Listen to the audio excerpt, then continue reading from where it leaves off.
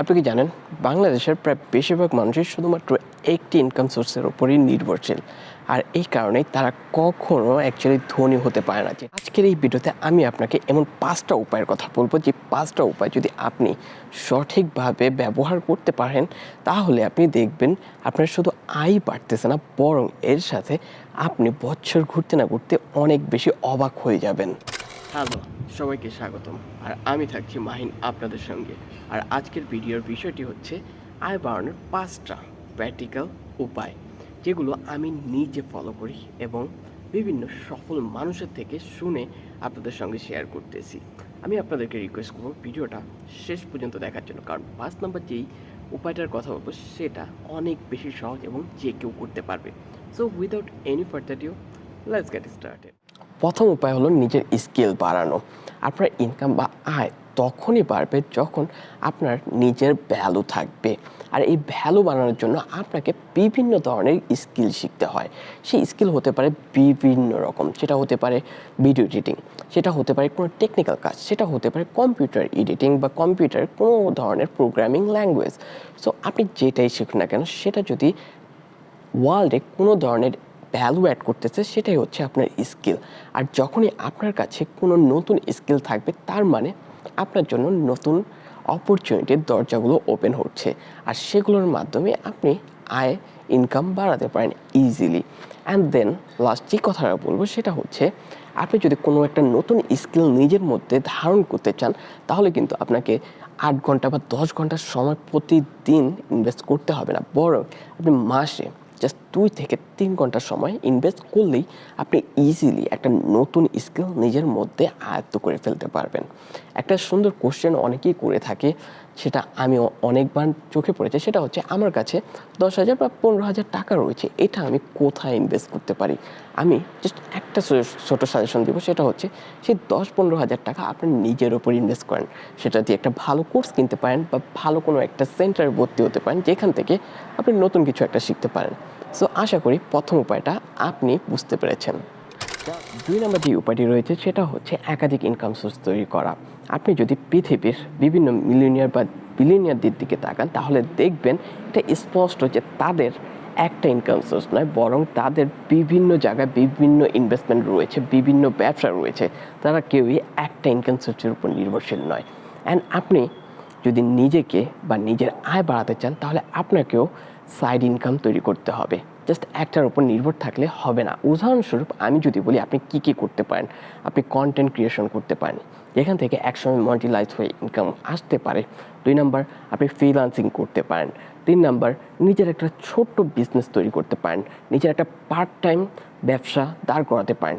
এইগুলো হতে পারে আপনার জন্য আপনার একটা ইনকাম সোর্স। সো নিজেকে সবসময় মিলিয়নিয়ারদের মতো চিন্তা করতে শিখুন, কারণ তাদের কখনো 3 থেকে 7টার কম বিজনেস ছিল না, যার কারণে তারা আজ বিলিয়নিয়ার বা মিলিয়নিয়ার। বাট আপনার স্বপ্ন হয়তো বা এত বড় না, বাট আপনি চাচ্ছেন যে আপনার একটা সাইড ইনকাম থাকুক, সেটা আপনি আজ থেকেই শুরু করতে পারেন। সেটা আপনি রাস্তার ধারে একটা ছোট একটা চটপটির দোকান বসিয়েও করতে পারেন।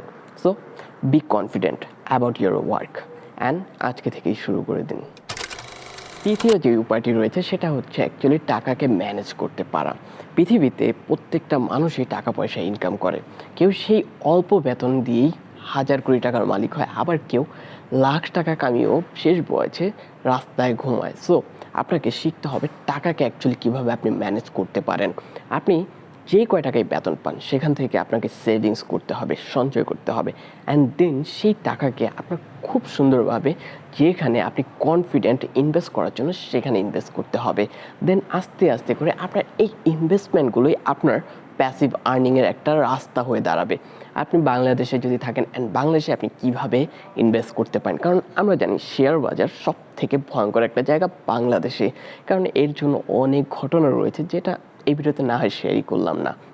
যেরকম আপনি অল্টারনেটিভ যে ওয়েগুলো ব্যবহার করতে পারেন, সেটা হচ্ছে সঞ্চয়পত্র কিনা বা ট্রেজারি বন্ড কিনা, দেন ইসলামিক ওয়েতে আছে সুকুক বন্ড কিনা, দেন আপনি আরও করতে পারেন, আপনি এফডিআর করতে পারেন ভালো ব্যাঙ্কগুলোতে, দেন আরও অনেক ওয়ে রয়েছে, যেরকম আপনি ছোটো বিজনেসগুলোতে ইনভেস্ট করা।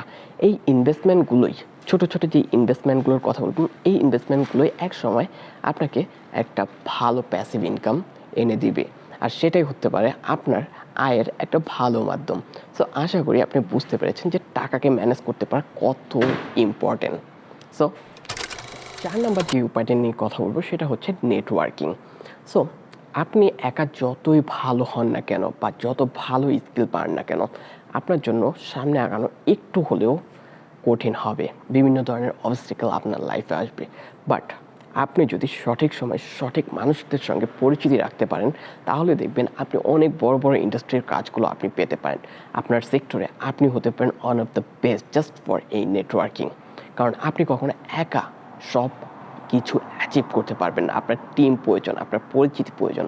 সো নেটওয়ার্কিং এইখানে সবথেকে বড় রোল প্লে করে।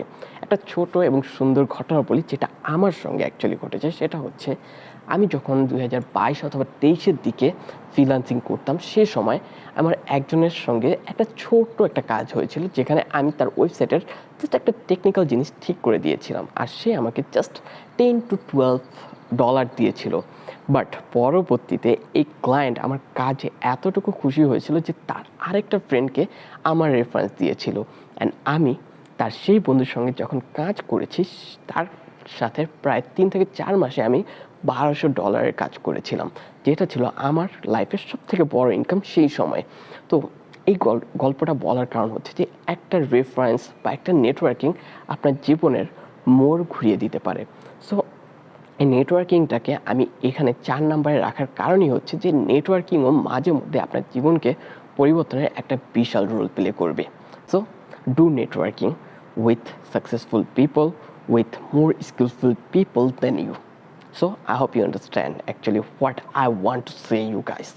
আশা করি 5 নাম্বার যে উপায়টা নিয়ে কথা বলবো, যেটা আমি ভিডিওর শুরুতে বলছিলাম সব থেকে ইম্পর্ট্যান্ট, সেটা হচ্ছে দীর্ঘমেয়াদী পরিকল্পনা করা।